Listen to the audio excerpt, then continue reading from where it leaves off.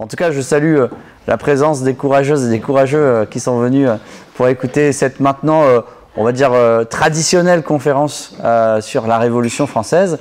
Je vous rappelle, le but du jeu, c'est de remettre un petit peu d'histoire dans nos grandes dates nationales. J'aime à le faire au 8 mai, j'aime à le faire au 11 novembre. Et évidemment, 8 mai, 11 novembre, je ne fais pas des discours d'une heure pour replacer l'événement dans son contexte historique. Mais pour le 14 juillet, c'est toujours un plaisir de pouvoir parler un peu de la Révolution française, parce qu'il y a énormément de choses à dire. La première conférence que nous avions faite, c'était celle sur le 14 juillet en 2021, pour savoir précisément qu'est-ce qui s'est passé ce jour-là. C'est quoi le 14 juillet dans l'histoire? Ensuite, en 2022, nous avions fait Robespierre, Anjou-Démon. L'année dernière, nous avions fait les femmes dans la Révolution française, puisqu'on a l'impression que c'est fait que par des bonhommes. Il y a quand même 50% de la population qui existe et qui participe à la Révolution française.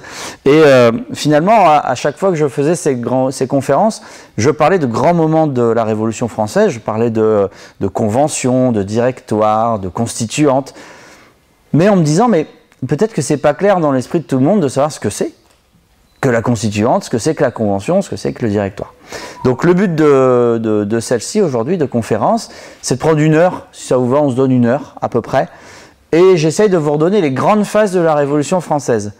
Alors évidemment, il y a plein de choses que je ne vais pas dire, parce que si je voulais vous faire une description concrète, précise, détaillée de la Révolution française de 1789 à 1799, il me faudrait un peu plus qu'une heure. Il me faudrait certainement une dizaine d'heures.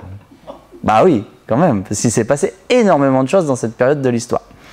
Donc, là, je vous le fais en une heure. Il y a plein de choses que je ne vais pas dire. J'espère que vous ne m'en voudrez pas.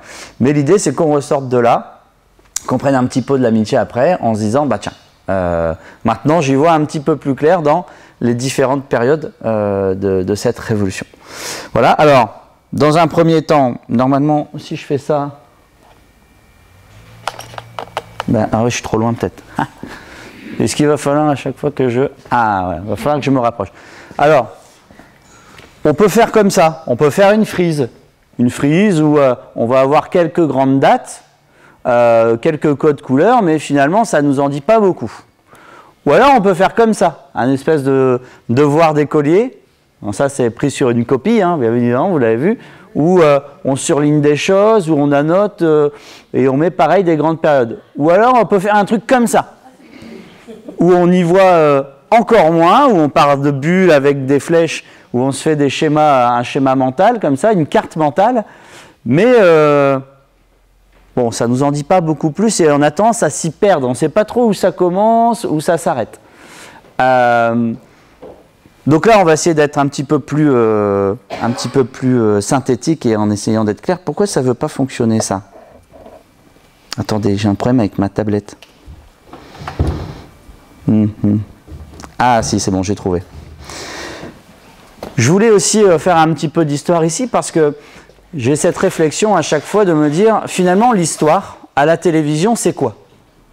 Quand vous regardez l'histoire, notamment sur le service public, vous allez avoir accès à une émission qui est la plus connue, qui est celle de Stéphane Bern, qui s'appelle Secrets d'Histoire, qui existe depuis 2007. Depuis 2007, c'est 186 émissions. Sur ces 190, il n'y en a que 10 en rapport avec la période dont on va parler. Ça siffle un peu le micro, hein? Ou c'est que moi? Non, ça va. Il n'y en a que 10 en rapport avec la période de la Révolution. Sur ces 10 en rapport avec la Révolution, il y en a 5 qui concernent la monarchie. Donc on parle de l'arrivée de la Première République, on parle de la fin du système féodal, du système des ordres, etc. Mais sur ces 10, il y en a déjà 5 qui parlent de la monarchie. Donc la fuite à Varennes, les favoris de Marie-Antoinette, Madame Royale, qui était la sœur de Louis XVI, l'inconnu de Versailles, Marie-Antoinette intime. Donc en plus, on nous en parle, mais pas d'un abord négatif, j'ai envie de dire. Vous voyez, Marie-Antoinette intime, Louis XVI, l'inconnu de Versailles, pour, d'une certaine manière, sous-entendre que ouais, la monarchie, on s'en est débarrassé à un moment de notre histoire, mais c'était pas si mal. Le reste des 5 émissions dont je vous parlais, une sur Toussaint l'ouverture, donc quand même un petit peu plus sur la révolution haïtienne, qui pourra d'ailleurs faire l'objet d'une conférence un jour, parce que c'est hyper intéressant, la révolution haïtienne. Donc il y a un petit pas de côté quand même par rapport à la Révolution française. Les femmes dans la Révolution, Danton, la journée du 14 juillet, donc là on en a quand même, on va dire, allez, 3 qui sont en rapport. Et puis Charlotte Corday, pourquoi elle a assassiné Marat? On parle quand même de l'assassinat d'un révolutionnaire, où on va, dans cette émission-là, quand même un petit peu défendre Charlotte Corday. Est-ce que quand même Marat, il ne l'aurait pas un peu bien cherché? Donc voilà, je ne sais pas si vous regardez cette émission-là ou si vous l'avez déjà regardée, mais en général, on est plutôt du côté des têtes couronnées que du côté de la République et de la Révolution française. Alors, l'objectif, je vous le disais, comprendre les différentes phases de la Révolution française. On va voir la monarchie absolue, les États généraux, la constituante, l'Assemblée législative, la Convention et le Directoire, tous ces grands termes dont je vous parlais juste avant. Et puis, on va essayer de faire quelques focus sur des personnages ou sur des petites anecdotes au fur et à mesure. Je vous précise une chose, c'est que ce diaporama, je l'ai terminé il y a 5 minutes. Parce qu'hier, il y avait la fête du 13 juillet et que, on va dire que depuis le dernier mois, à peu près 9 juin, l'élection européenne, on n'a pas tellement eu de week-end, nous autres les élus, n'est-ce pas, quelques élus que je vois dans la salle, pour se poser devant l'ordinateur et pour faire le diapo. La semaine dernière, on était encore en train de tenir des bureaux de vote. Donc voilà, je m'en excuse par avance. Honnêtement, je l'ai fait sur ce matin et 1 heure hier après-midi. Donc voilà, je préférais m'en excuser. Alors, premier chapitre, la monarchie absolue. Vous avez tous déjà vu ces 3 tableaux qui sont les tableaux officiels des sacres des rois. Donc à gauche, évidemment, Louis XIV, au centre, Louis XV et tout à droite, Louis XVI, avec leur tête de Bourbon, parce que pour le coup, ils se ressemblent assez quand même. Hein.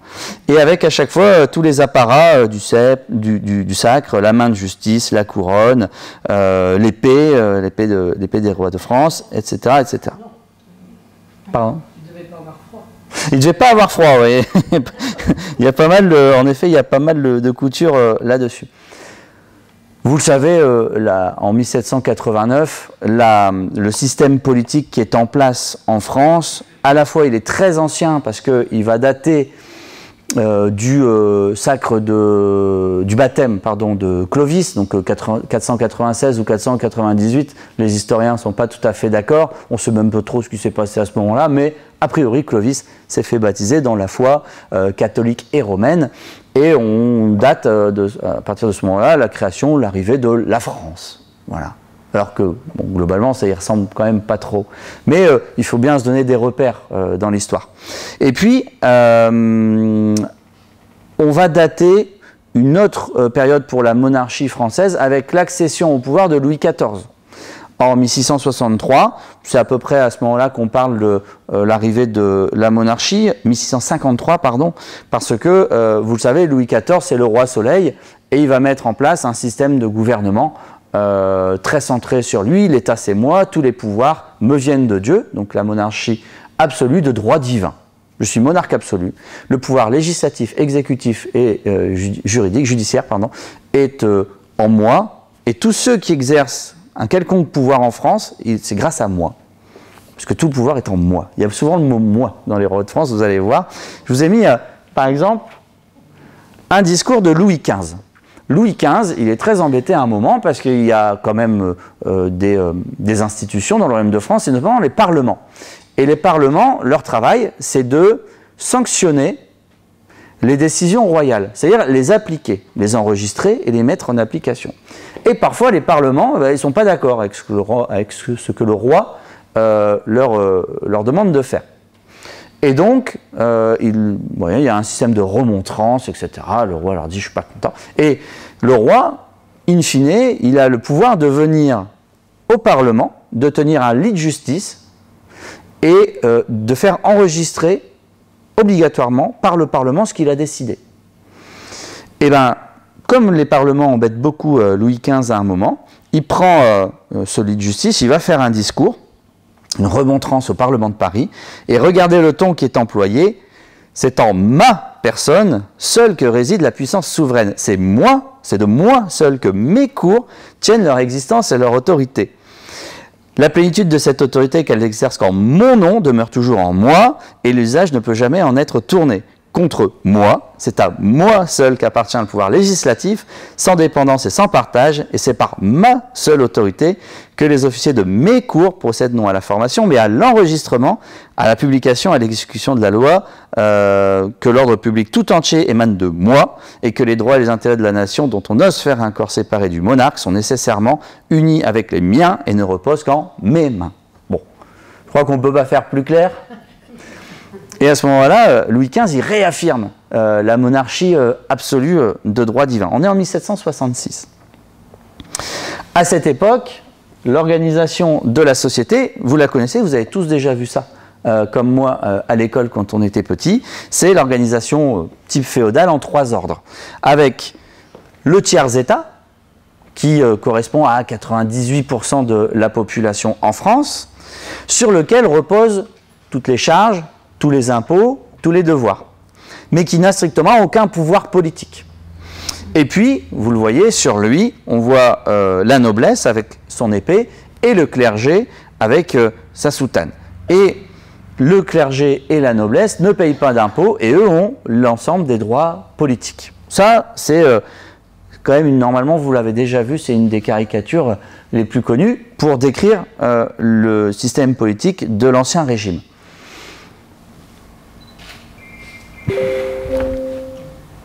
Allez, je suis trop loin.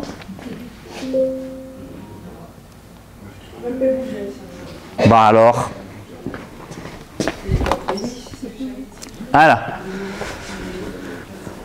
On dit tout le temps, à partir de la fin du XVIIIe siècle, la France est endettée, la France n'arrive plus à s'en sortir. Je vous ai mis un exemple pour vous dire à peu près comment évolue le budget français à la fin du XVIIIe siècle. En 1740, les dépenses de l'État, c'est 200 millions. En 1788, 48 ans après, c'est 630 millions. On est en livres tournois. Or, la recette annuelle du royaume, elle dépasse rarement les 500 millions. On vous rendez bien compte que quand on dépense 630 millions par an, mais qu'on n'en gagne que 500, hein, il y a un petit delta qui ne va pas trop. Évidemment, ça sert à financer les dépenses pour les bâtiments. Versailles continue d'être construit, hein, parce que ça ne s'arrête pas juste avec Louis XIV, hein, c'est tout le temps en construction Versailles. C'est un exemple comme un autre. Les dépenses pour l'ensemble des bâtiments, le château des Tuileries, etc., etc. Et puis le financement de la guerre, par exemple, d'indépendance pour les États-Unis, qui a coûté extrêmement cher au budget royal. Tant et si bien que la dette est devenue vraiment un poison pour l'État français, parce que chaque ministre, son but, ça va être de réussir à faire passer des budgets, à payer les dépenses courantes, alors que la dette représente 4 milliards de livres en 1788. Donc 80% à peu près de la richesse du royaume français. Vous imaginez bien qu'à partir du moment où vous avez 4 milliards de dettes, mais que vous rentrez 500 millions et qu'il faut encore les dépenser, ces 500 millions, ce n'est pas du surplus, hein, ce n'est pas du bénéfice ou du reste. Ça vous sert déjà à payer votre budget habituel. La France est dans un état de quasi-banqueroute à ce moment-là. Ça, on se l'était déjà dit, c'est une situation assez connue, plus le fait que les récoltes sont calamiteuses. Il y a une éruption d'un volcan islandais dont le nom m'échappe totalement, et de toute façon, en général, c'est imprononçable. Mais en plus, ça a assombri, ça a créé un petit refroidissement de la terre, et en plus, les récoltes sont très mauvaises. Donc à la fois, Louis XVI n'a pas d'argent, et à la fois, les paysans crèvent la dalle, et sont assommés d'impôts. Ce qui va nous amener, de la part de Louis XVI, à la convocation des fameux États généraux, convocation qui date donc du 8 août 1788, et donc pour faire face à ce marasme financier dont je vous parlais, ils sont convoqués pour le 1er mai 1789, et ils vont s'ouvrir le 4 mai 1789, vous voyez, c'est pas une demi-heure de retard, c'est 3 jours. Ça va que moi je fais moins quand même. Et à noter quand même qu'ils n'avaient pas été convoqués depuis 1614. Et en 1614, c'est quand même pour un fait assez particulier, puisque c'était pour la mort du roi Henri IV. Donc c'est pas, enfin c'est suite à la mort du roi Henri IV, puisqu'on est quand même 4 ans après sa mort, mais c'est pour aider à la gestion du royaume français. Les États généraux sont convoqués. Je vous passe tout le système de vote pour envoyer les représentants, notamment du tiers-État, à Versailles pour représenter le peuple français. Un système de cahier de doléances est fait, vous avez tous entendu parler de ça aussi, où on invite le peuple à venir dire ce qu'il a envie de dire sur l'état du royaume. Et globalement, ce qu'on va retrouver, c'est on paye trop d'impôts, pourquoi les nobles n'en payent pas et les clergés n'en payent pas, et pourquoi on n'a aucun pouvoir. Ça, on va le retrouver dans énormément des cahiers de doléances qui vont être rédigés en France.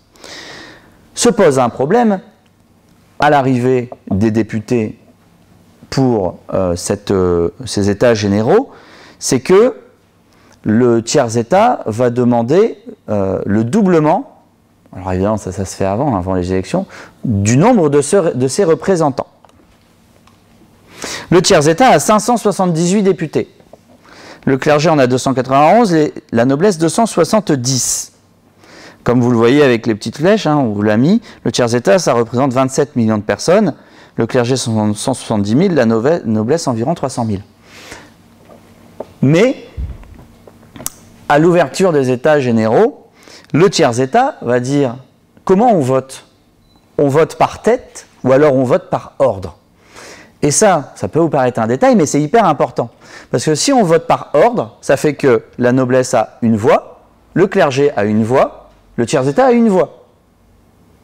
Or, vous voyez bien que dans la répartition en nombre de personnes et dans la représentativité de ce que ça représente, il y a une disproportion énorme. Donc, le tiers-État va dire, bah non, nous on veut que ça soit un vote par tête. Donc, nous on est 578 voix, que le clergé en est 291 et que les députés en est 270. Parce qu'évidemment, quand vous proposez, moi je suis député du tiers-État, je propose que la noblesse et le clergé payent des impôts. Eh bien, si c'est un vote par ordre, forcément, le clergé et la noblesse, ça fait 2 voix contre, parce qu'ils n'ont pas forcément envie de payer des impôts, et le tiers-État, ça fait 1 voix pour. Ils sont tout le temps en minorité. Alors ça, c'est un des premiers problèmes qui va se poser au roi Louis XVI, qui, lui, n'a réuni les États généraux que pour une chose. Votez-moi des impôts. Donnez-moi de l'argent en plus. Sauf que les députés du tiers-État, eux, ils viennent pour dire, bah, attendez, on a quand même d'autres choses à mettre sur la table et d'autres sujets à porter. Et Louis XVI, il va rester complètement fermé, tant et si bien que les États généraux s'ouvrent le 4 mai et que dès le 17 juin, le tiers-État proclame l'Assemblée nationale. En disant, ah, puisqu'on n'est pas écouté, nous c'est pas grave, on reste ici. Et on se déclare comme Assemblée nationale, c'est-à-dire les seuls représentants de la nation, seuls représentants du peuple.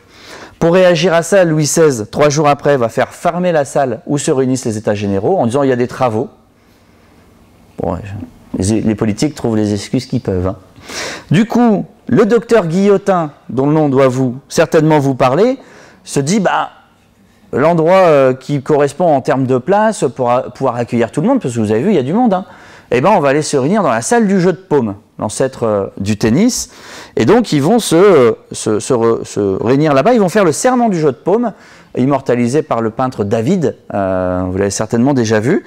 Et ils jurent de ne pas se séparer tant qu'ils n'auront pas doté la France d'une constitution. Pourquoi? Parce qu'une constitution, c'est le texte qui organise les pouvoirs en France, tout simplement. Qui dit qui détient le législatif, qui détient l'exécutif, le judiciaire, etc. 3 jours après, vous voyez, en général, Louis XVI, il faut 3 jours de réflexion. Il ordonne la dispersion de l'Assemblée nationale. Alors, il envoie le comte de Dreux-Brézé à la salle du jeu de paume en disant, bon, maintenant, il faut quitter les lieux. Ce à quoi Mirabeau lui répond cette célèbre phrase, « Nous sommes ici par la volonté du peuple, nous n'en sortirons que par la force des baïonnettes. » C'est résumé, mais il a dit globalement ça. C'est une des tirades les plus connues de l'histoire de France. Ce à quoi Louis XVI répond « D'accord ». Parce que c'est une constante de Louis XVI. C'est qu'en général, il prend une position, quelques jours après, il en change. Après, il revient sur ce qu'il avait dit. C'est quelqu'un d'assez peu sûr de lui. Et donc, voyant que les députés de l'Assemblée nationale ne veulent pas bouger, créés en Assemblée nationale, ne veulent pas bouger. Bon, il dit, bon, d'accord, si ça vous fait plaisir, restez là. Et il va quand même appeler les deux autres ordres, le clergé et la noblesse, à rejoindre le tiers. Et donc, cette assemblée va se proclamer le 9 juillet 1789, Assemblée nationale constituante. Okay, donc là, vous voyez, 9 juillet, on se rapproche de quelque chose quand même. Évidemment, la prise de la Bastille. Je ne reviens pas sur tous les événements de la prise de la Bastille, puisque vous les connaissez, on en a déjà parlé. Mais l'idée, c'est pas tellement d'attaquer une forteresse royale parce qu'elle représente la dictature, l'oppression, etc. C'est surtout d'aller se fournir en munitions. Parce que les Parisiens révoltés ont peur, parce que il y a des rumeurs comme quoi le roi fait rapprocher des régiments étrangers qui sont à sa solde, et que peut-être il va venir faire attaquer l'Assemblée nationale constituante et Paris pour mettre tout le monde au pas. Et donc il y a la peur dans Paris, et en plus le 14 juillet c'est le jour où le pain est le plus cher, il n'a jamais été à ce niveau-là, à ce prix-là. Et donc les Parisiens attaquent les Invalides, parce qu'aux Invalides il y a les fusils et les canons qui sont stockés. Mais comme les dirigeants de l'époque n'étaient pas tout à fait neuneux, ils n'avaient pas stocké les munitions au même endroit. Et les munitions, elles sont stockées à la Bastille. Voilà. Par la suite, on va en faire la grande convocation de ils ont attaqué la Bastille parce qu'il y avait les lettres de cachet qui permettaient au roi d'emprisonner, ce qui est vrai, qui il voulait. Enfin, quand ils attaquent la Bastille, il y a 7 prisonniers dedans, dont je ne sais plus, je me semble que c'est 3 fous, qu'on va se dépêcher ensuite de rechoper et de remettre en prison, parce que même pas les laisser sur la voie publique. Et donc, le 14 juillet, il y a cette attaque de la Bastille. Pour la petite anecdote, Louis XIV, quand il demande, on lui dit, le peuple a pris la Bastille, c'est une révolte? Non, sire, c'est une révolution. Celui-là, j'ai jamais trop lu dans les bouquins que c'était quelque chose de faux. Par contre, on cite souvent le journal personnel de Louis XVI, où il marque 14 juillet, rien. Alors beaucoup se sont dit, c'est complètement déconnecté le bonhomme, il ne se rend pas compte qu'il s'est passé ça à Paris. En fait non, c'est parce qu'il était allé à la chasse, il n'avait rien pris à la chasse, donc il marque rien, tout simplement. Mais vous voyez après comment ça peut évoluer. Entre le 14 juillet 1789 et début août, il va se passer quelque chose qu'on appelle la Grande Peur. La Grande Peur, c'est un phénomène qui va se produire notamment dans les provinces, dans les campagnes, où le tiers-état, la population qui est soumise à impôt, va attaquer les châteaux, voilà, le siège du pouvoir local, des seigneuries, pour détruire. Pourquoi il va en arrière maintenant, lui? Et décidément, il se moque de moi un petit peu. Hein. Toc. Voilà. Ça, c'est une illustration de la Grande Peur. La Grande Peur qui va saisir le pays. Il y a tellement cette peur dans la population que les acquis de cette début... on ne sait pas encore que c'est la Révolution à l'époque. Hein. Ils ne savent pas ce qui va arriver par la suite. Donc, le doute, c'est on ne sait pas ce que ça peut donner. Ça peut peut-être être totalement réprimé dans le sang. Donc, ils attaquent les lieux de représentation du pouvoir. Et surtout, ils vont détruire tous les registres qui disent qui doit payer quoi au seigneur. Comme ça, ils préparent un petit peu. Juste, bon, au pire, si jamais ça foire par la suite, ça au moins on s'en sera débarrassé. Ce qui va pousser, alors est-ce que ça a marché? Ah, il m'en a fait passer 2 ce coup-ci. Bon. Ou alors c'est moi qui clique mal, hein, je sais pas. Hein. Ce qui va pousser, le 4 août, à ce que vous connaissez, l'abolition des privilèges en France. Voilà, l'Assemblée nationale constituante se réunit, et c'est tellement le bazar avec cette Grande Peur qu'on décide d'annuler les privilèges. Et c'est une bonne idée. L'idée, c'est d'arrêter les violences, c'est d'envoyer un message à la population. C'est de dire, mais arrêtez de mettre le feu partout, parce que de toute façon, regardez, on abolit les privilèges. Et donc, c'est l'image d'après, je vous ai mis les décrets des 4, 6, 7, 8 août 1750, parce qu'on dit la nuit du 4 août, mais en fait, ça a duré plusieurs jours après. L'Assemblée nationale détruit entièrement le régime féodal et décrète que les droits et devoirs tant féodaux que... Celui-là, j'arrive pas à le lire. Sensuel. qui se tiennent à la main morte réelle ou personnelle et à la servitude personnelle. Bref, je ne vous lis pas tout, parce que de toute façon, c'est avec un jargon de 1789. Mais vous avez l'idée, l'Assemblée nationale détruit entièrement le régime féodal. Or, le régime féodal, c'est ce qui a organisé la France et les pouvoirs en France depuis quasiment à peu près l'an 1000. Hein. Parce que le temps de Clovis, ce n'est pas encore le régime féodal. C'est une véritable, pour le coup, révolution. Hein. Le fait que le 3 août, c'est encore le régime féodal, il y a des seigneurs, il y a la dîme à payer auprès du clergé, il y a tous les impôts et taxes que vous connaissez, et à partir du 4 août, tout ça est supprimé. Imaginez-vous l'état d'esprit de l'époque, on devait certainement se dire qu'on entrait dans quelque chose de totalement nouveau et inédit, j'imagine. À la fin de ce même mois d'août, vous allez avoir la déclaration des droits de l'homme et du citoyen, qui elle va encore plus loin, puisqu'elle dit dans son article 1 que les hommes naissent et demeurent libres et égaux en droit, ce qui est là aussi quelque chose de tout à fait nouveau, inspiré notamment de la révolution des États-Unis, qui a eu lieu 10 ans avant. Mais les États-Unis, dans leur constitution, eux, ils ont mis « les hommes naissent libres et égaux en droit ». Mais ils n'ont pas mis « demeurent ». Parce qu'aux États-Unis, il y a l'esclavage.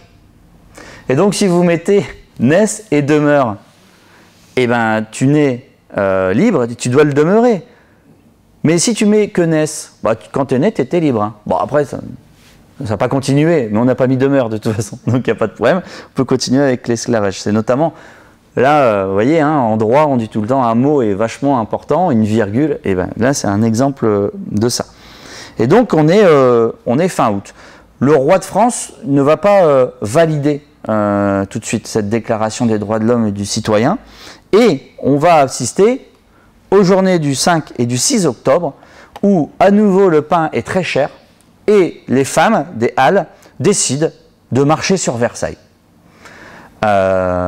C'est ce moment-là quand même où on part du principe que les femmes ont eu un véritable rôle et très important dans la Révolution. Et d'ailleurs, dans la plupart des phénomènes de Révolution, les femmes tiennent une place tout à fait importante. Pourquoi? Parce que ce sont les femmes en général qui nourrissent le foyer. Et donc, quand il n'y a plus de pain, ben c'est les femmes qui s'en rendent compte tout de suite et qui n'arrivent pas à nourrir la famille. Et donc, la plupart des phénomènes de Révolution, c'est quand les femmes entrent dans ces révolutions. Et là, le 5 octobre, elle marche sur Paris. Alors la phrase, c'est « on va chercher le boulanger, la boulangère, les petits mitrons ». Et on prend, vous le voyez, des canons. Alors évidemment, il y a des hommes qui vont suivre cette marche, mais elle est lancée par les femmes qui vont réussir à entrer dans Versailles et obtenir du roi non seulement qu'on fasse livrer du pain à Paris, non seulement que le roi vienne habiter avec sa famille dans Paris, ce que Louis XIV avait tout le temps voulu éviter, hein, parce qu'il savait bien que les passions parisiennes et les révoltes parisiennes, ça avait failli lui coûter au moment de la Fronde son trône et peut-être sa vie. Donc, Louis XIV a fait exprès de se mettre en dehors de Paris, et ben Louis XVI, manu militari presque, il est ramené dans Paris par la foule parisienne.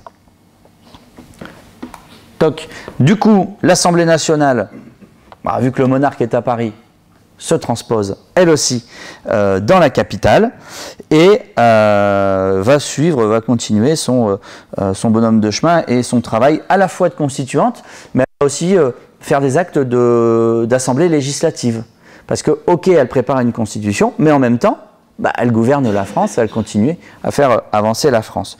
Avec des choses importantes, comme par exemple le 2 novembre, la déclaration que les biens du clergé sont mis à la disposition de l'État comme biens nationaux. On a des gros problèmes de finances, on sait qu'il y a un endroit où il y a beaucoup d'argent, beaucoup de patrimoine, c'est l'Église, et ben on décrète que les biens de l'Église sont des biens nationaux. Et celui qui va proposer ça, c'est un évêque. C'est Talleyrand. Talleyrand qui va avoir une grande carrière ensuite, jusque même encore sous Louis XVIII, avec la Restauration. Et c'est un évêque qui propose de mettre la main sur les biens de l'Église. Bon, après, c'était pas l'évêque le plus irréprochable, hein. Le 14 juillet 1790, pardon, c'est lui qui est là à la première fête de la Fédération, première fête un an après la prise de la Bastille, et à un moment, quelqu'un le pousse du coude parce que c'est lui qui doit faire la messe, et puis il le pousse du coude en disant « mais tu sais ce que tu vas dire au moins, t'as déjà fait une messe de ta vie ». Et il était un peu, c'était le diable boiteux, il était surnommé comme ça. Bref, ça vaudrait le coup aussi d'une conférence entière sur Talleyrand, tellement sa vie a été fabuleuse, mais vraiment. Pas exemplaire, mais fabuleuse. Le 17 décembre, c'est la création d'un papier-monnaie qui va être appelé l'assignat, les assignats, qui sont notamment adossés sur la vente de ces biens de l'Église. Et puis, le 22 décembre, quelque chose que vous connaissez aussi, la partition de la France en départements. Et là, les débats, c'est passionnant. Hein. Il y en a qui... On est au tout début de la Révolution et vous savez, ça va créer le système métrique, ils vont vouloir se reposer sur des choses très rationnelles, très scientifiques, on peut calculer. Et il y a des projets, vous pouvez trouver ça, je n'ai pas eu le temps de vous les mettre, mais où la France, elle est quadrillée comme ça. Ils ont juste fait des lignes horizontales, verticales, et ils ont divisé la France de cette manière-là, en disant bah, ça fera le nombre de départements. Bon, finalement, ils vont travailler de manière un peu plus fine, en prenant les cours d'eau, les montagnes, vous connaissez ça, encore de nos jours. En 1790, donc, l'idée de créer des départements, elle est en décembre, et en janvier, division du royaume en 83 départements. La suppression des ordres monastiques, l'abolition de la noblesse héréditaire, la constitution civile du clergé. Les prêtres doivent prêter hommage et fidélité à la Constitution. Et le 27 novembre 1790, un décret relatif à la prestation de serment, c'est ce que je vous disais, pour tous les ecclésiastiques du royaume, ce qui est aussi une grande nouveauté. En 1791, donc toujours, hein, l'Assemblée constituante continue son travail. On retire à Louis XVI le droit de grâce qui lui était toujours accordé.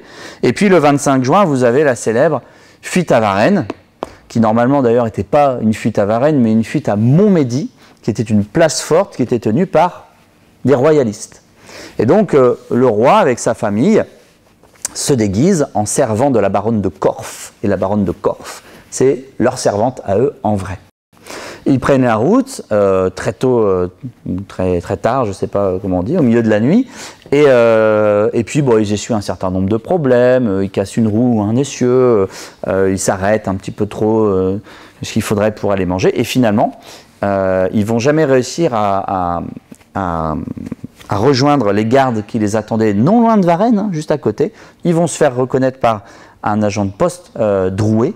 Alors, la légende dit que ça serait par rapport soit à une pièce ou soit un billet sur lequel il aurait reconnu l'effigie du roi. Bon, en vrai, à Paris, dès qu'on a connaissance de la fuite du roi, on envoie des émissaires partout pour dire le roi s'est enfui, le roi s'est enfui. Et donc, un émissaire qui vient voir Drouet en lui disant bah, le roi s'est enfui, et lui, il tilte.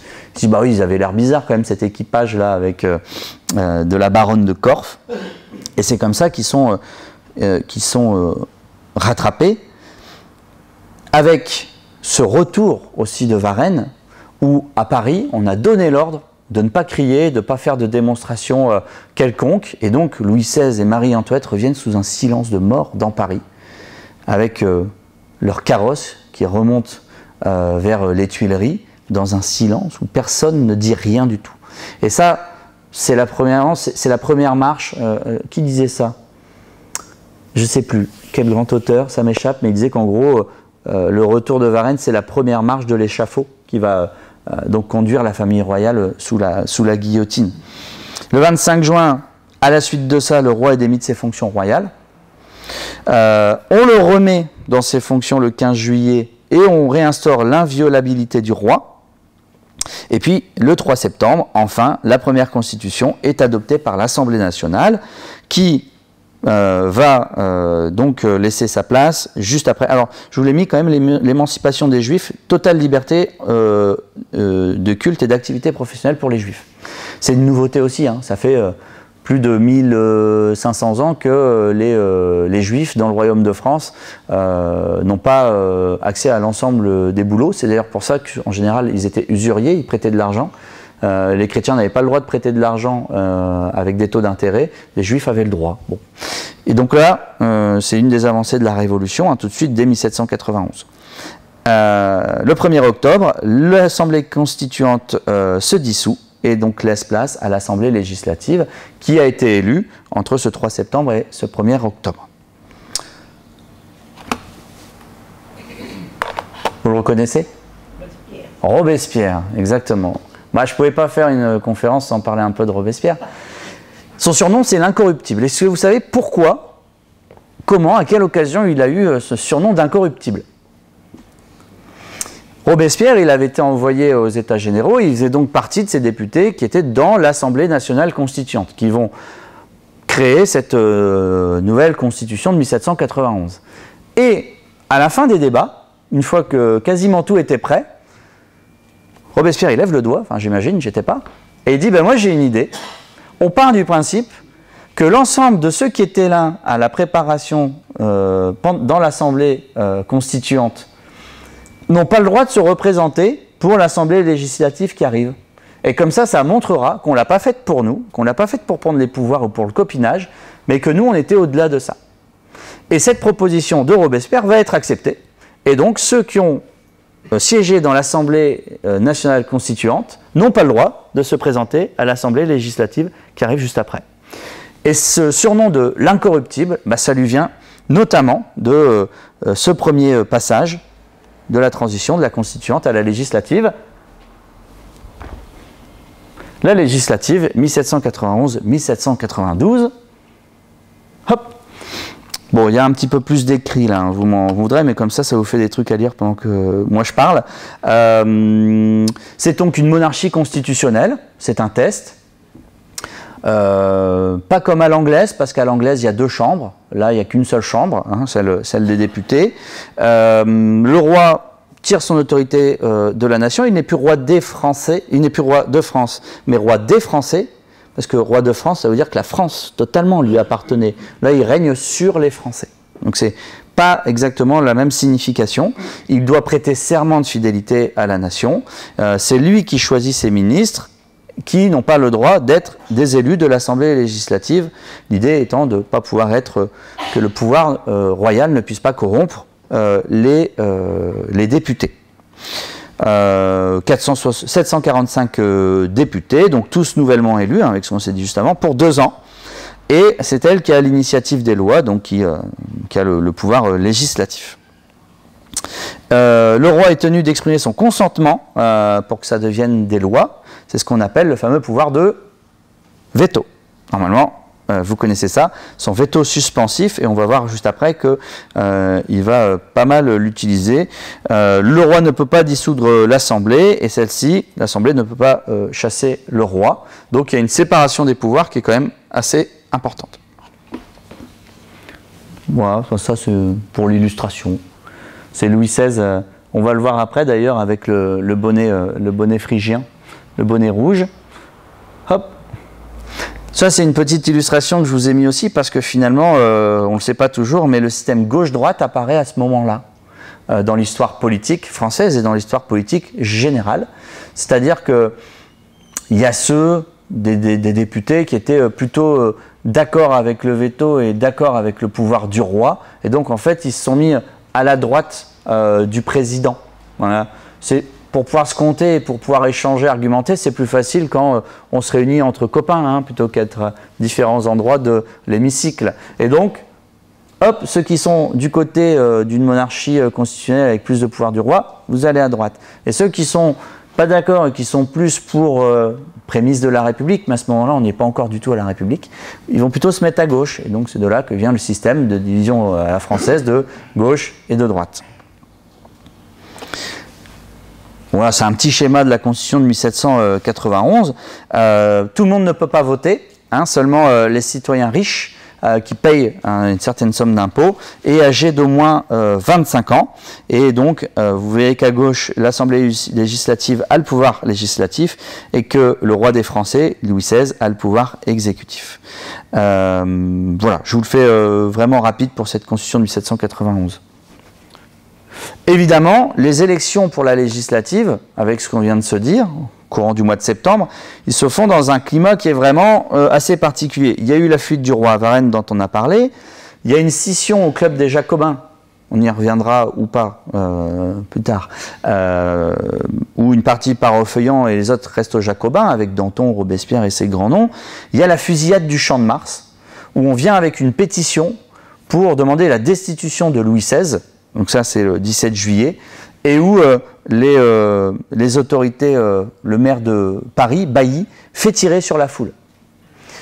Et ça a beaucoup marqué, et ça lui sera reproché, d'ailleurs il sera guillotiné par la suite, Bailly, notamment à cause de ça, de la fusillade du Champ de Mars, sachant que le commandant des gardes nationales,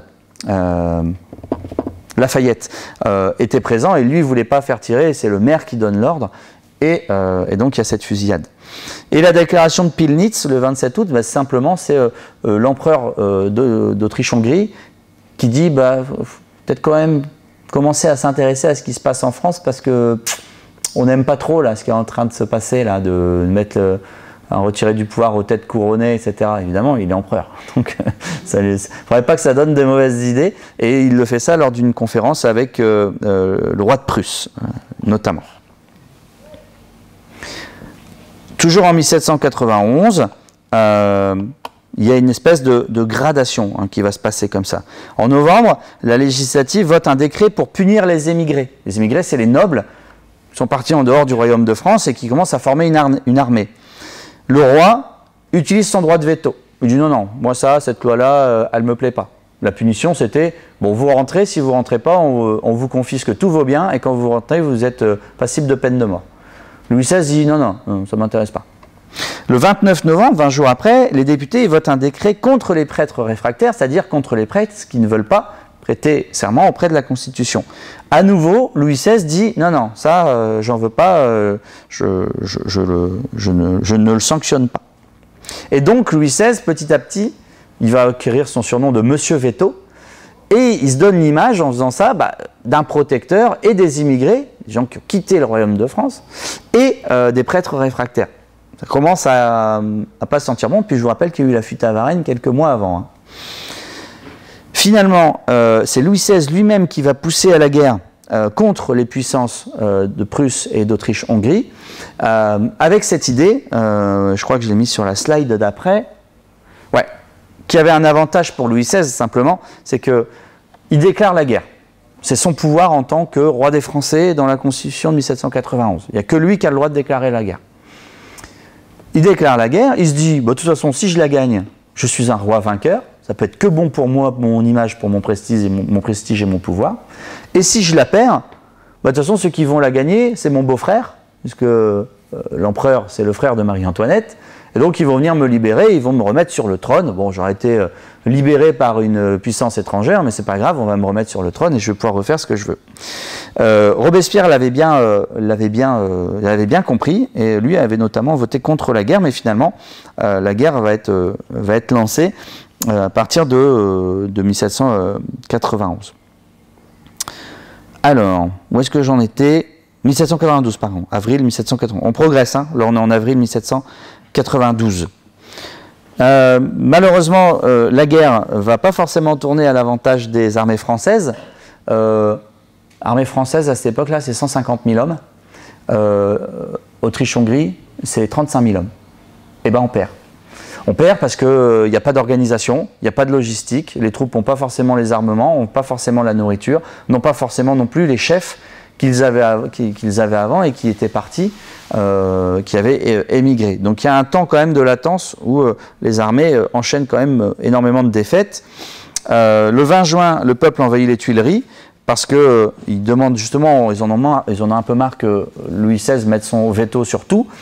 Et donc, ils vont lui mettre un petit coup de pression. Et ce moment-là où Louis XVI met le bonnet phrygien sur sa tête, un petit peu ridicule, et la population repart en étant bien contente de s'être moquée de Louis XVI à ce moment-là.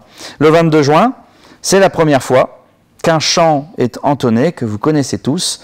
C'est le chant de l'armée du Rhin, créé à Strasbourg par Rouget de Lille, et qui va être repris, ce chant, par les armées qui viennent notamment de Marseille et qui remontent à la capitale et qui chantent donc ce qui va devenir la Marseillaise, mais qui n'a pas du tout été créée à Marseille, comme vous l'avez compris.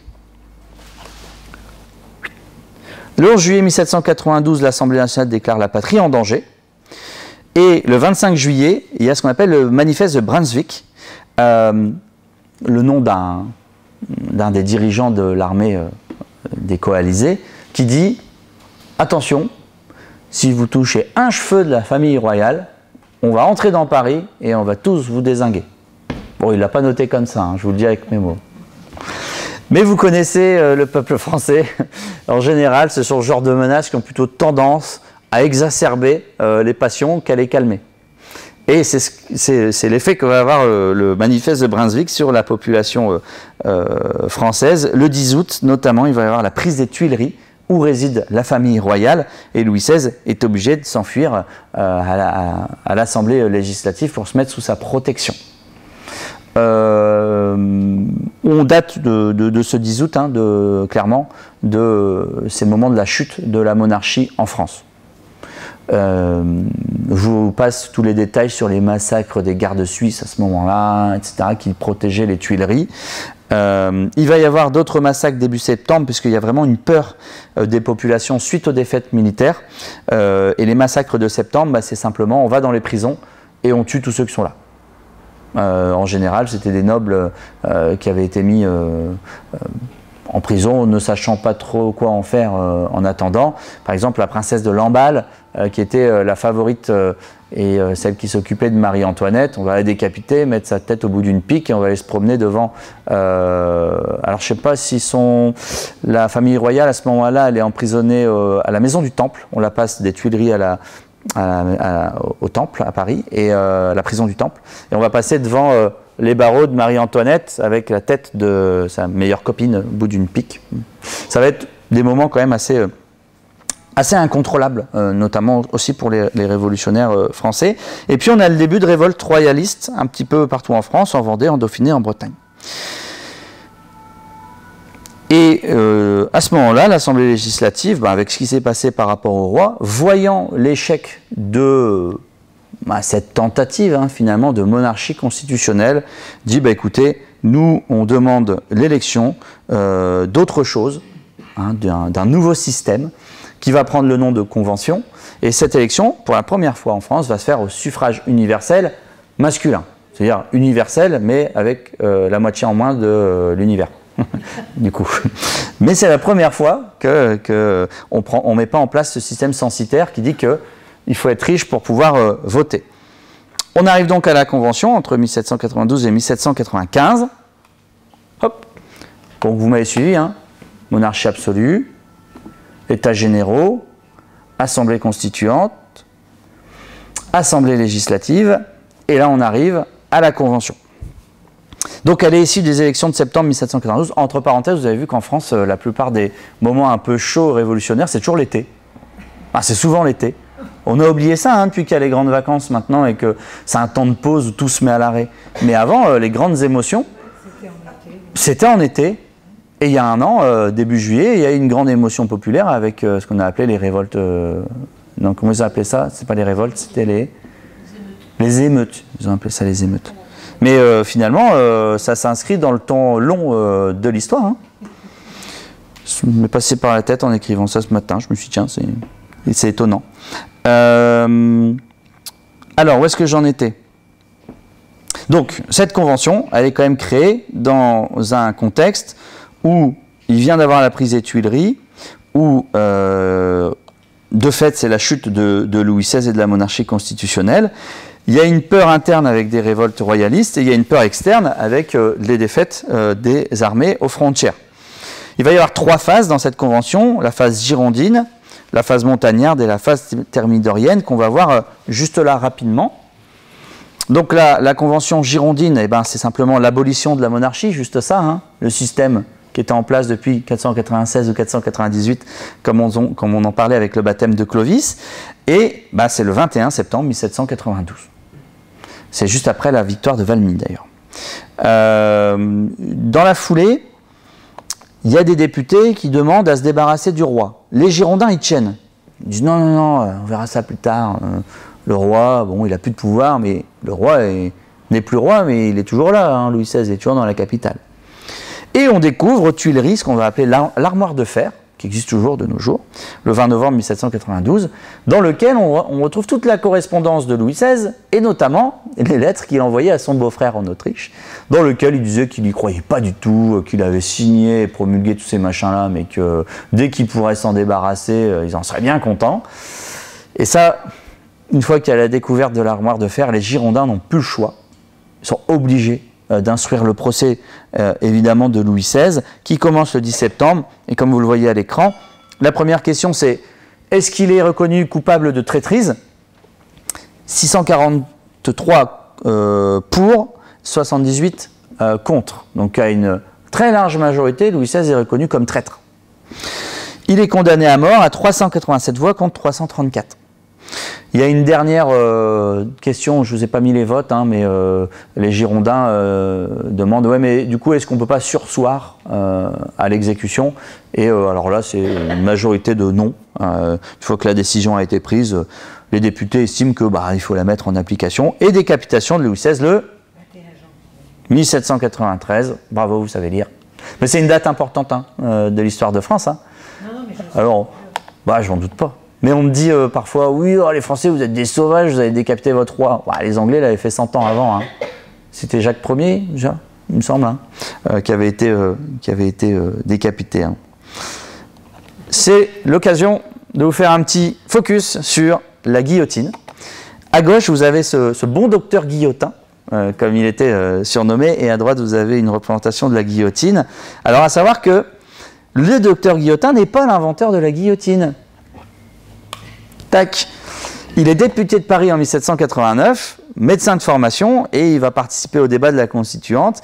Et c'est lui qui va demander la révision des peines capitales. Sous l'Ancien Régime, vous pouviez être pendu, vous pouviez avoir la tête coupée.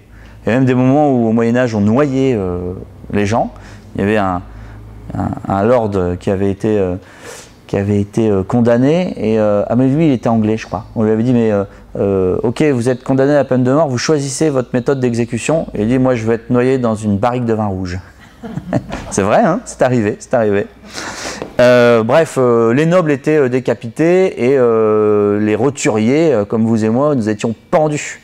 Et lui, il trouve que c'est pas normal. Il y avait la roue aussi, hein, où on faisait tourner un supplicié, et puis tout le monde venait taper et briser les os, et au fur et à mesure. Il y avait l'écartèlement pour les régicides. Vous avez déjà, à part les chevaux exactement, vous avez tous déjà vu ça suite au meurtre notamment d'Henri IV, ou à la tentative d'assassinat de Louis XV. Et donc lui, il dit ce serait bien d'avoir une seule et même méthode, plus humaine, et avec la guillotine, vous ne sentirez qu'un léger courant d'air sur votre nuque. Je ne suis pas sûr. Hein. Enfin bon, personne n'a pu témoigner. Et donc lui, en fait, il propose une nouvelle méthode d'exécution, mais ce n'est pas lui qui invente la machine. Il va travailler dessus avec un ingénieur qui s'appelle Louis, et c'est pour ça qu'au début, la guillotine, son nom c'est la Louisette, en hommage à l'ingénieur Louis. Le moulin à silence, la cravate à Capet. Capet, c'est à partir du moment où il est plus roi de France, on l'appelle Louis Capet, puisque c'était le nom de sa dynastie. Le raccourcissement patriotique, le rasoir national, et enfin la guillotine, et notamment par les opposants politiques du docteur Guillotin, qui pour l'embêter vont faire exprès d'appeler ça la guillotine. Et lui, Guillotin, il déteste ça. Il n'aimait pas du tout, à son grand désespoir, le fait que la guillotine porte ce nom-là. Alors, de la Convention girondine à la montagnarde, j'avance dans l'histoire, on est en 1793, les Girondins sont face à des défaites militaires, et du coup, ils décident de lever 300 000 hommes, sauf que ça passe hyper mal dans le pays, ça va provoquer des soulèvements, ça va provoquer aussi la guerre de Vendée, à partir de mars 1793, hein, vous avez déjà entendu parler de ça, et les Girondins, à ce moment-là, sont accusés de mollesse par les montagnards. Il faut dire que les armées perdent et à l'intérieur, le pays se soulève. Et Robespierre, en 26 mai 1793, va appeler à l'insurrection des députés, pas du peuple, hein, contre leurs collègues girondins accusés de trahison. Et le 2 juin, la foule va investir la Convention et 29 dirigeants girondins sont arrêtés et on passe à la Convention montagnarde. Hop. La Gironde, la montagne, tout ça... Vous voyez à peu près ce que c'est. La Gironde, en fait, c'était des députés qui étaient un petit peu, on va dire, centristes, et qui venaient pour la plupart, qui avaient été élus en Gironde. Donc on les appelle les Girondins, mais ils n'étaient pas tous de Gironde. Et la montagne, c'est parce qu'ils étaient un peu plus haut dans l'hémicycle, donc on les appelle les montagnards. Et les montagnards, on pourrait appeler ça la gauche radicale, quoi, hein, de nos jours, à peu près. Ils vont proclamer une nouvelle constitution, la constitution de l'an 1, mais qui ne sera jamais appliquée. Elle est proclamée, mais tout de suite on dit écoutez, là c'est la guerre partout, on ne peut pas la mettre en application, on fera ça plus tard. C'est Saint-Just notamment qui dit ça. Le pouvoir est exercé par le comité de salut public et par le comité de sûreté générale. Et en gros, la Convention, elle assume en principe tous les pouvoirs. Sachant que le comité de salut public et le comité de sûreté générale est composé de députés élus de la Convention qui se renouvellent. Je me demande si c'est pas tous les 2 mois, mais j'ai un petit doute. Mais il y a un renouvellement permanent des membres du comité de salut public et du comité de sûreté générale. Pourquoi je dis ça? Parce qu'on dit souvent, ouais, Robespierre, c'est un affreux dictateur, il avait tous les pouvoirs. En fait, Robespierre, il était comme ses camarades, il était réélu à chaque fois, hein, par les députés de la Convention. Faut pas mettre ça de côté non plus, hein. Je vous passe tous les détails, mais en 1794, c'est quand même la figure de Maximilien de Robespierre qui domine les débats. Et puis, avec Danton, ils vont se débarrasser de ce qu'on va appeler les enragés, les hébertistes. Alors eux, c'est les ultras, hein, ils sont hyper chauds, très soutenus par les sans-culottes. Avec Danton, ils s'allient à deux pour se débarrasser des plus radicaux. Et puis quand il ne reste plus que Danton et Robespierre, bah, c'est un peu la bataille entre les deux. Et Robespierre réussit à se débarrasser de Danton, qui était vu comme un modéré à ce moment-là, et qui était, selon Robespierre et ses partisans, des gens dangereux pour la suite du gouvernement révolutionnaire. Et donc, Robespierre se retrouve seul à la tête du pouvoir, avec ses camarades, mais je veux dire, il n'y a plus d'autres factions. Il quitte un petit peu le pouvoir, d'ailleurs, pendant un mois, on ne le voit plus siéger à la Convention, ni au comité de salut public, on ne sait pas trop s'il fait une dépression, s'il est fortement malade, s'il est juste fatigué, on ne sait pas. Et d'ailleurs, Danton avait fait la même chose, hein. Il avait quitté un petit peu, il était retourné dans son bled pendant 3 semaines avant de perdre le pouvoir. C'est assez étrange, hein, ces personnages qui se retirent du pouvoir d'eux-mêmes qui essayent d'y revenir, mais la période de vacances leur a été un petit peu fatale. Et puis Robespierre, le 27 juillet 1794, fait un discours à la Convention, pardon, le 26 juillet, il fait un discours à la Convention dans lequel il menace, en disant je vous préviens, il y a encore quelques têtes qui vont tomber, il y a encore pas mal de traîtres, etc. Sauf qu'il ne cite personne. Et en fait, il y a quelques députés qui savent très bien que Robespierre, il parle d'eux. C'est les Taliens, les Fouché, les Carrier, ceux qui ont fait les fusillades, et ceux qui ont fait les noyades à Nantes. Hein, pour aller plus vite, plutôt que de fusiller les gens, on les met dans un bateau, paf, on le fait couler, et les gens se noient dans la Loire. Les canonnades de Lyon, où on tue les gens en leur tirant dessus au canon. Tout ça, c'est des gens qui étaient en mission dans ces grandes villes-là et qui ont fait des boucheries, hein, honnêtement, hein. Pas croire que la Révolution, parce que c'est un moment important de l'histoire de France, c'est que tout rose et tout beau, hein. Il faut avoir l'honnêteté de le dire. Ces gens-là ont fait des choses horribles en province. Et Robespierre les rappelle, en disant, mais vous êtes allé beaucoup trop loin, qu'est-ce que vous avez fait? Et il les met, voilà, sans les citer, mais eux savent bien qu'on parle d'eux, que Robespierre parle d'eux, en disant, les prochains, c'est vous. Et donc, dans la nuit, ils vont voir tous les députés, et hey, Robespierre, il parlait de toi, hein. T'es sur la liste de Robespierre, hein. Et le lendemain, de peur d'être sur la liste de Robespierre, on ne le laisse pas intervenir à la Convention. Saint-Just essaye de prendre la parole, commence son discours, il est coupé. Et il y a, je crois que c'est Talien, mais je ne sais plus, j'ai un petit doute, qui monte avec un couteau et qui dit « Si on les laisse parler, je le tue ». Enfin quand même, c'est pas rien. Robespierre essaye de prendre la parole, « Président d'assassin, vas-tu me laisser la parole ?» Mais il ne réussira jamais à la voir. Et on va perdre les papiers, parce qu'il avait écrit son discours, c'est dommage, ça aurait été intéressant de savoir ce qu'il avait prévu de dire. Et il va être mis en accusation, il est emmené en prison, le peuple vient de libérer de prison, l'amène, alors je crois que c'est à l'hôtel de ville, mais j'ai un doute, et là, en fait, il a des armées, il a des soutiens, et il peut faire marcher sur la Convention s'il veut. Et Robespierre décide que non. À quel droit ? Qu'est-ce qui me donne le droit de marcher sur la Convention? Et il ne va pas le faire. Et quand donc les armées quittent les lieux, l'armée de la Convention vient pour le chercher et alors on ne sait pas s'il se fait tirer une balle dessus ou alors s'il essaye de se suicider. Mais ce qui est sûr, c'est qu'il va s'exploser la mâchoire et qu'il va être décapité dès le lendemain.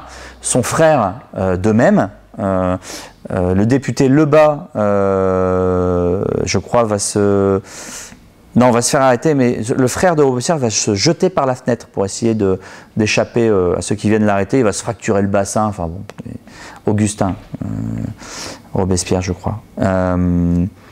Il y avait un paralytique qui s'appelait Couton, qui était en fauteuil roulant, ils vont le balancer depuis l'escalier, enfin, il y a quand même des scènes un peu particulières. Et finalement, vous savez, on parle de la Grande Terreur, mais c'est suite à l'arrestation de Robespierre qu'il va y avoir les plus grandes charrettes de décapités. Tout le temps, c'est Robespierre qui coupe la tête à tout le monde, mais dans les faits, c'est le jour de son exécution et le lendemain où il y a le plus d'exécutés à Paris, quoi.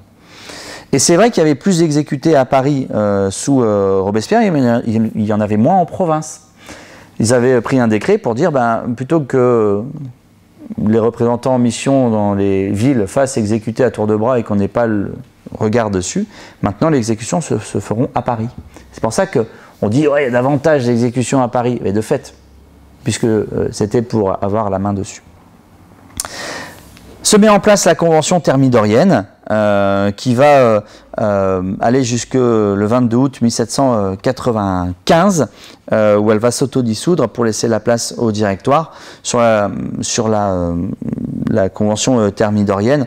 Le but, évidemment, c'était de tranquillement mettre fin au gouvernement révolutionnaire pour arriver vers quelque chose d'une république un peu plus bourgeoise et libérale.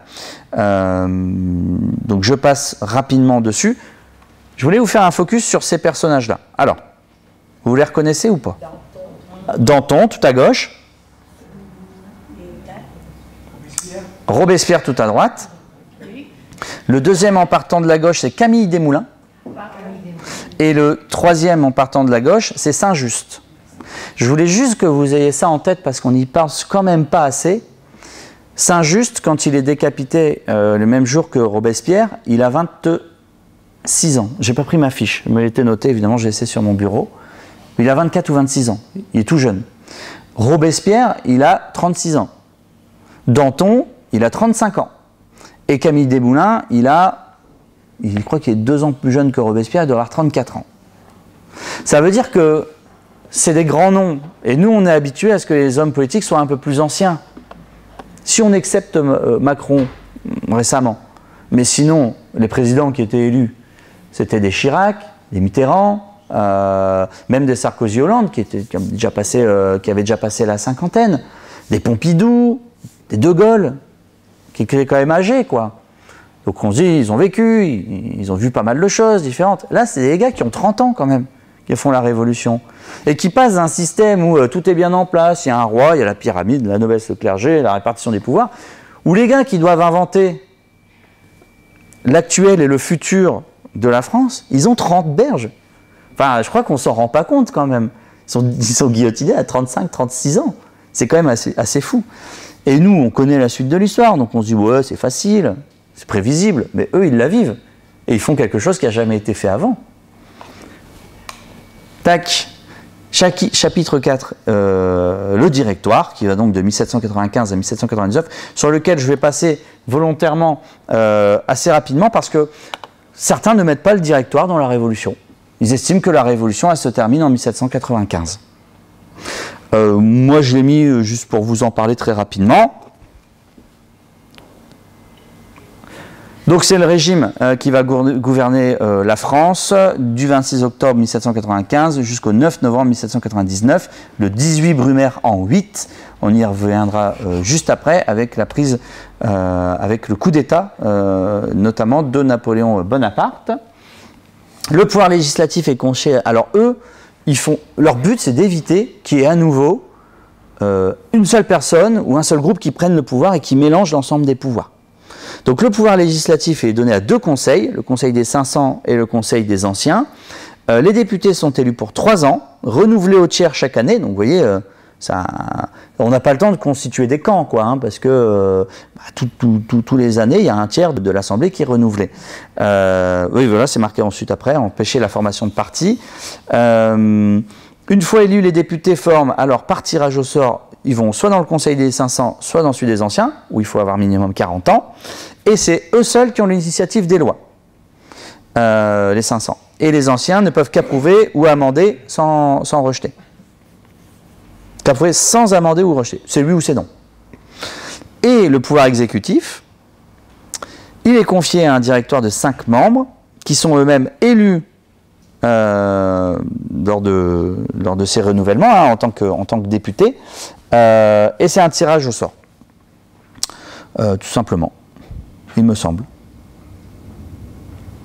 Non, pardon. C'est sur une liste de 10 candidats. C'est un peu compliqué le directoire. Hein. Je vous avoue qu'on ne le voit pas trop à l'université. C'est renouvelable par 5e tous les ans. Ouais, alors ils sont 5. Et, ce sont des directeurs qui ont le pouvoir d'appliquer les lois, d'exécuter les lois.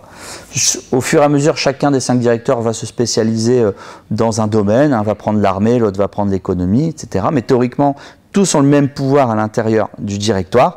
Et il y en a, c'est renouvelable par 5e tous les ans. Donc voilà, il y en a un tous les ans qui est renouvelé.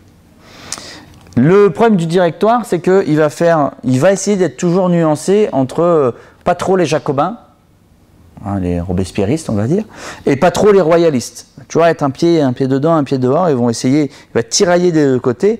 On va avoir par exemple la conspiration des justes avec Gracchus Babeuf, que certains appellent le grand-père du communisme, le 10 mai 1796. Il va y avoir aussi des tentatives de putsch royaliste, comme en 1797, le 18 Fructidor en 5, je vous ai épargné le calendrier révolutionnaire au maximum. Et ça, ce coup d'État, par exemple, c'est Napoléon Bonaparte qui va y mettre un terme. Barras, qui est le directeur, lui dit faut y aller, là, ils sont en train de retourner, de soulever Paris. Et Bonaparte dit ok, mais moi si j'y vais, je tire dans le tas. Hein. Et Barras lui dit d'accord. Et il va faire canonner, il va se faire tirer au canon sur les royalistes, Bonaparte. Ça vous dit aussi pourquoi par la suite, même quand il va essayer de mettre un système politique avec l'Empire qui ressemble globalement un petit peu à ce qu'était la monarchie avant, les royalistes, les monarchistes ne vont jamais faire confiance à Bonaparte parce qu'il a fait tirer sur eux en 1797. Ce régime-là, il est si très embêté par justement par la suite ce Bonaparte qui va enchaîner les victoires en Italie, victoire d'Arcole, de Rivoli, qui va réussir à battre l'Autriche notamment, qui va constituer des États alliés, des républiques sœurs comme on appelle ça, et il va faire aussi la campagne d'Égypte. Alors à la campagne d'Égypte, ils sont très contents de l'envoyer là-bas, hein. Ils disent il sera loin. Va-t'en Napoléon, va de l'autre côté là-bas. Sauf qu'en Égypte, lui, il fait une communication et une propagande d'enfer. Il était très fort en propagande, Bonaparte. Et il va profiter de la campagne d'Égypte pour se faire mousser et faire parler de lui au pays. Et en vrai, elle ne se termine pas très bien, la campagne d'Égypte. Hein.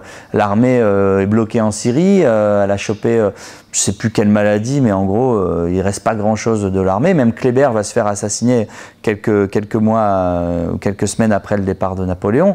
Bref, on repart de là-bas de manière assez peu glorieuse. En plus, la flotte, elle s'est faite couler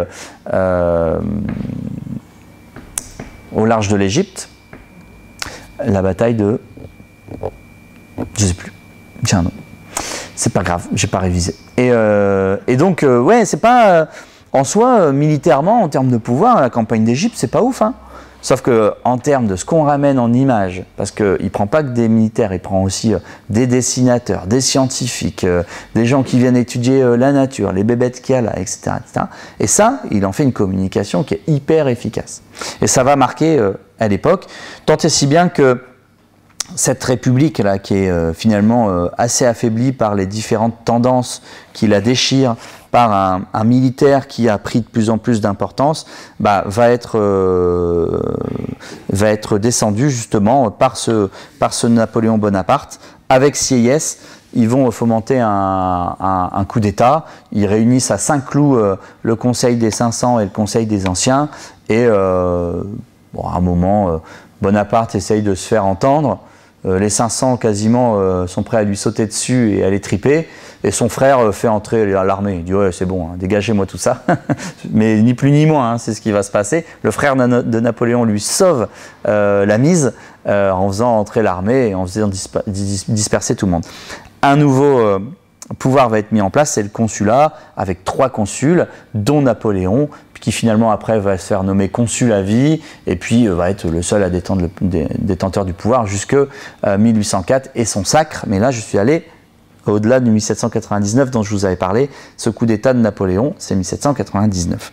Donc voilà ce que je pouvais vous dire sur les grandes phases. Si je résume, et après on ira boire un verre, on a donc la monarchie absolue, les États généraux qui débouchent sur l'Assemblée constituante. L'Assemblée constituante, une fois qu'elle a doté d'une constitution la France, se transforme en Assemblée législative, qui dure assez peu de temps, qui elle-même laisse la place à la Convention, dans un moment de grand péril pour la France. La Convention qui vit les trois phases girondine, montagnarde et thermidorienne. Cette révolution de Thermidor, avec cette décapitation de Robespierre, qui donne lieu ensuite au Directoire, et le Directoire qui va déboucher sur le Consulat, puis l'Empire, un petit peu après. Alors, si vous voulez aller plus loin sur la question, sur YouTube, il y a différentes chaînes qui en parlent très très bien. Vous avez par exemple la chaîne Histony, que j'ai mis en haut. Alors lui, pour le coup, ce que je viens de faire là, c'est du pipi de chat, hein. C'est-à-dire que je pense qu'il a une dizaine d'épisodes d'1h30, 1h40 sur des états généraux jusqu'au Directoire. C'est un chercheur à l'université et c'est hyper carré, hein. Alors pour le coup, vous pouvez cuisiner en même temps, il n'y a pas de problème, ça s'écoute bien, c'est pas pédant, c'est pas dans un vocabulaire trop scientifique, mais il est d'une précision. Il va vous parler de Marat, il va vous parler du maximum des prix, de toute la politique sociale qui est mise en place sous la Révolution. En dessous, dans un style qui n'a rien à voir, alors lui c'est pas sur YouTube, mais c'est un podcast, ça s'appelle Les pires moments de l'histoire, avec Charles Beauchesne, qui a cet avantage d'avoir en plus un magnifique accent québécois. Et lui, c'est des podcasts sous forme humoristique, où il prend les pires moments de l'histoire et il tourne un petit peu ça en dérision. Et il a fait 3 chapitres sur la Révolution française. Ben alors là, on est vraiment dans du second degré. Moi, j'aime bien l'écouter parce que ça change un petit peu de la manière très scientifique de faire de l'histoire. Mais j'ai envie de dire, vous attendez pas à un truc scientifique et sérieux, hein. C'est très drôle par ailleurs. Vous avez aussi la chaîne de l'historien qui fait de la vulgarisation la plus connue en France, c'est Nota Bene, il est tout en haut. D'ailleurs, je crois qu'il est du Nord, Pas-de-Calais ou de la Picardie, le monsieur qui fait cette chaîne-là. Vous avez 2,47 millions d'abonnés. Donc c'est la chaîne d'histoire la plus connue sur YouTube. Benjamin, je ne sais plus comment il s'appelle, il fait du bon boulot. Il a fait 2 vidéos sur la Révolution française qu'il a coupées de 1789 à 91 et de 91 à 99 ou 92, je ne sais plus. Mais ça s'écoute bien et les vidéos elles font 20-25 minutes quoi, donc c'est assez rapide à écouter. Et puis en dessous, je vous ai mis L'Histoire nous le dira. Qui est aussi un Québécois et qui fait de l'excellent travail et qui a fait une série sur... lui, il fait des séries. Par exemple, il a fait plusieurs épisodes sur la Seconde Guerre mondiale. C'est passionnant à écouter. Il prend une année, 39, 40, 45. Et il fait les différents fronts, etc. Donc, il prend bien le temps. Et à la fin, bah, ça fait, si vous additionnez toutes les vidéos, forcément, ça fait... celle sur la Révolution française, elle fait 2h40. Bon, c'est toujours moins que Histony dont je vous parlais juste avant. Mais L'Histoire nous le dira, c'est pareil, c'est très très bien, ça s'écoute très très bien. Il y a beaucoup d'images comme ça pour illustrer ce qu'a été cette période-là. Voilà, messieurs, dames, à peu près tout ce que j'avais à vous dire aujourd'hui. Merci d'être venus. Et puis, vive la Révolution française et vive la France. Merci.